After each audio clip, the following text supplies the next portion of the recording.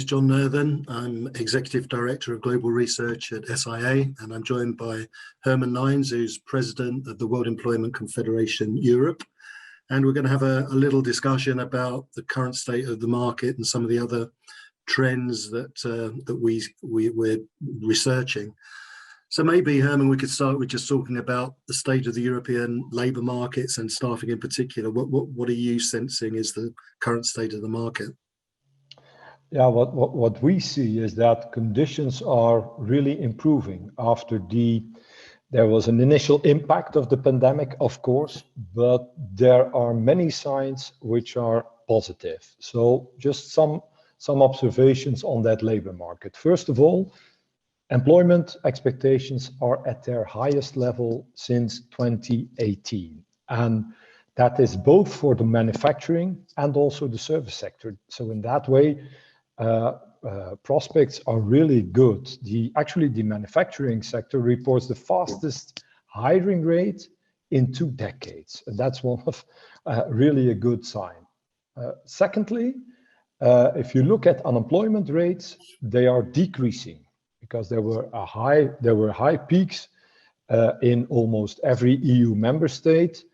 But at this moment, we are still somewhat above the pre-pandemic level. So that means that there still needs some small adjustment to get at the same levels of what we had before. And what do you think will happen once government support schemes start to unwind? Because we're entering unknown territory then.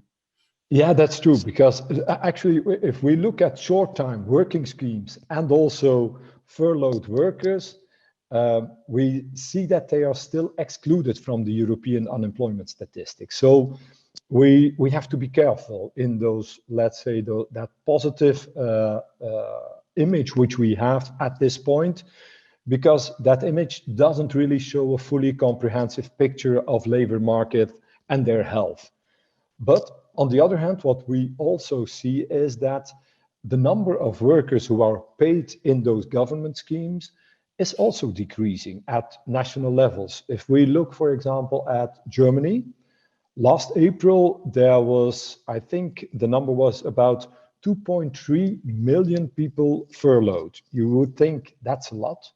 But on the other hand, if you look at the same period in 2020, the number was still at 6 million. So in that way, we see also a decrease of those social schemes which governments put up to really counter the pandemic. And I think that's also a good sign. And we see not only in Germany those signs, but also in France, Spain, Belgium, and some other European countries. So in that way, what we had as an initial fear, also we as WEC, that jobless numbers would really rise as a consequence when the government schemes really scale down, that hasn't really occurred yet. So it has given even way to the belief that the strength of the recovery will actually increase employment, because that's what we see. Economic recovery is really doing well. And then for the staffing market itself, I mean, as you know, we provide market forecasts, and at the moment they're positive. As you say, things are improving across Europe. It's a little bit different from one market to the next. So we've got, for example, Ireland, France, Italy, and Spain recovering very strongly. Belgium, UK, and Germany doing okay. Netherlands and Switzerland less well. But I mean, even the faster growing markets are likely not recovering from the downturn that they experienced in the previous year. No, that's true. Not yet, actually. If you look at the most European markets, we are still in some countries, as you mentioned, we are already above the pre-pandemic levels. But if we look at the hours worked by agency workers, there are still some countries below the level of what we had in 2019. But on the other hand, we are growing at unprecedented rates. We see several markets really experiencing a year-on-year growth, which are double-digit numbers. Belgium, the Netherlands, Spain, Italy, Austria, Poland, they are really experiencing a quite high increase of their activities. And well, just another example, France, in the April numbers, they show that activity increased with about 40% in April. So as compared to 2020. An important side remark, as mentioned, we are comparing these figures with actually a situation which is quite positive, but we compare it to the onset of the pandemic in Europe. And at that point, as you know, agency work markets, they really plunged with 30–40%, and we still see some markets who will have to recover from that one. Yeah, and I guess COVID is still a wild card. We're not sure what's going to happen. There's unfortunately still cases rising in the UK, other parts of the world as well. Although there's also variability in vaccine rollout. So UK ahead of most of Europe. Although I read today that Malta is actually the place where most people have been vaccinated, 68% of the population. But it's very difficult to know that we're out of the woods yet. And I think maybe Eastern Europe is still a concern with rising cases there. Yeah, true. And well, it's actually also, if we see the perspective of what will happen with the vaccination and hoping for the best, the general outlook is brightening. But on the other hand, we still need to be careful. And as you mentioned, Eastern Europe, there are also some other countries where we still have to be very careful, and the unpredictability of what will happen with the Delta variant is also an important one, which we are at least also following up on in a very close manner. So, well, it has been an unpredictable journey until now. But on the other hand, that's also what we are about. I think that we have proven also as a service industry that we are needed. The flexibility of adapting your company and adapting towards actually unpredictable situations is also now at this point a proof of concept, because what we did, we really scaled down. If you look at the numbers which we scaled down, but also starting from Q3, we also increased activities quite fast. It helped also to put some oil into that economic engine. And I think that has proven to be also one of the main advantages of having a flexible model around your, let's say, labor market. Yeah, I mean, I can't imagine there are many employers that are going to come out of this crisis thinking that they need less flexibility. So I think you're right. The staffing industry is in a good position to benefit going forward. But what about skill shortages? Because that's something we're hearing a lot about, not just in Europe, but in other markets as well. And I think maybe employers and the staffing industry have been caught a bit by surprise about how strong skill shortages are so high so soon in the recovery.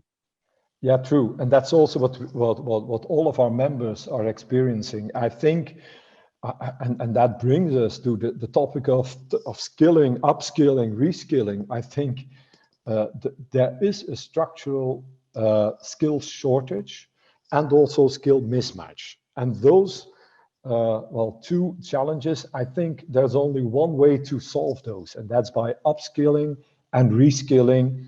And I think those are the two main levers to foster recovery in the European labor markets. Because if you look at the talent scarcity, we will have to also transition talents from one sector to another.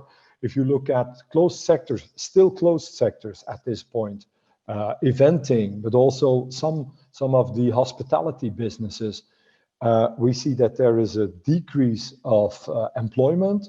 But on the other hand, there are other sectors and businesses where we need hands, where we really need people to work. And then those are the green economy, but also the digital transactions, e-commerce, etc.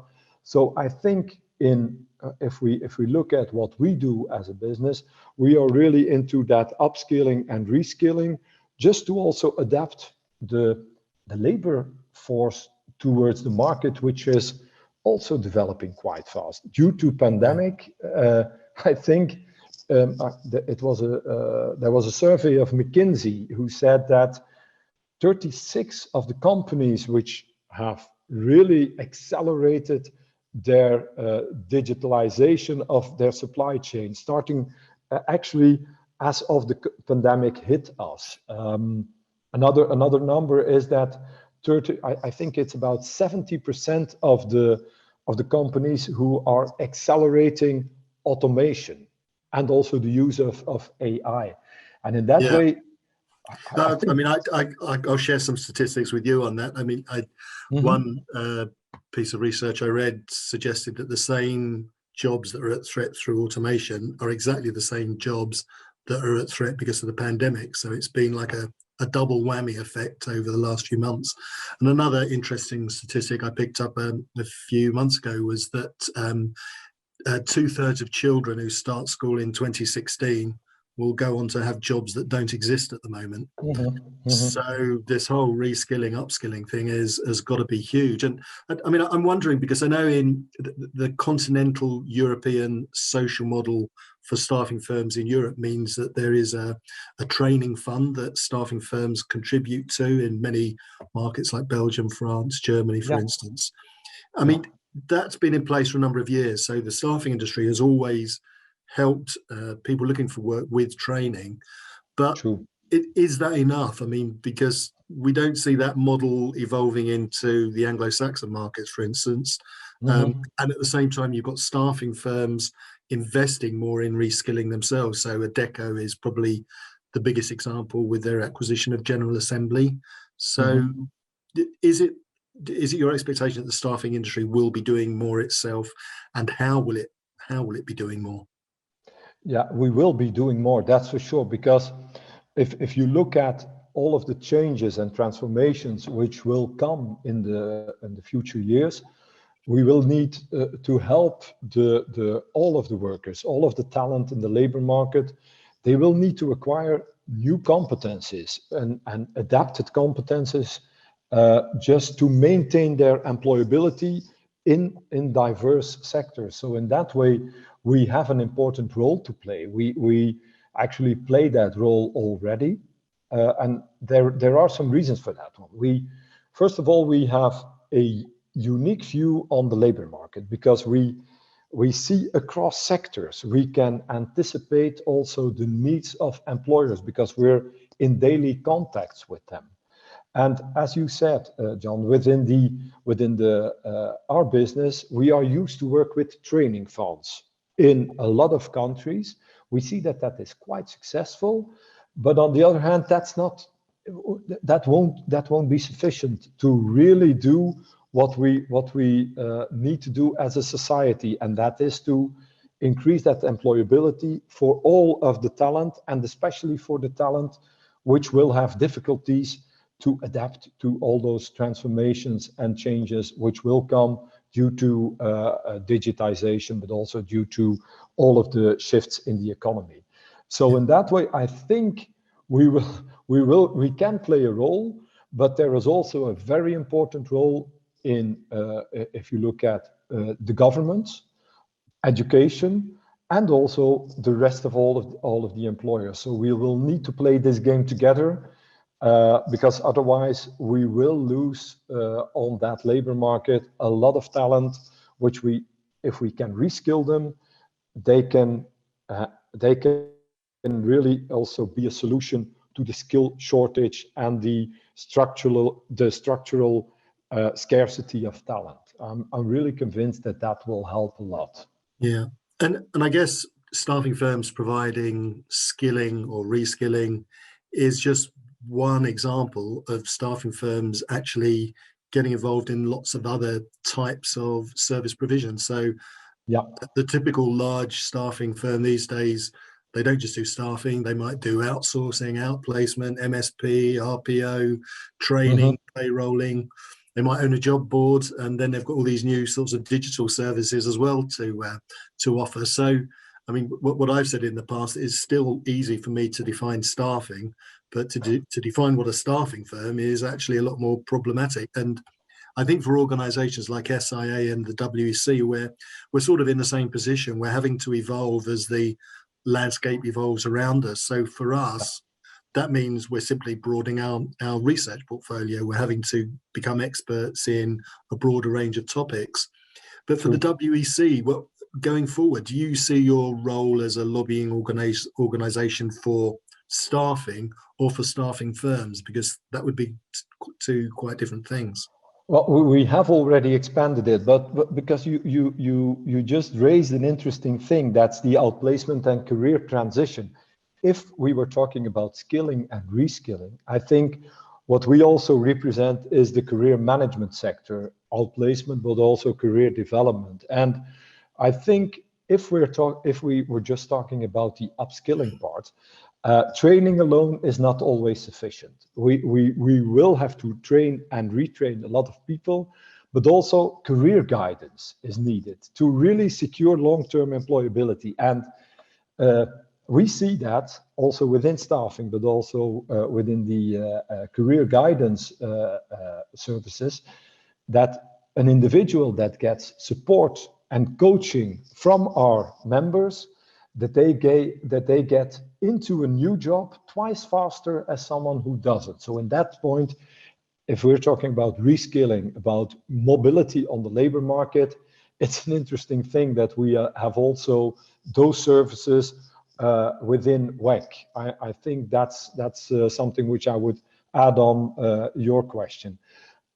To come back on that, how we will represent that broader, all those broader services, because we saw that already happening. Well, it's about 6-7 years ago already. What you mentioned, staffing companies are broadening their scope, and it is not that new, but our strategy has also always been to adapt ourselves and to look at our members. What are they doing, and how can we provide not only a service to them, not only lobby, but also try to translate that into our own organization. And we have done that in a, I must say, a flexible, as usual, but also pragmatic way.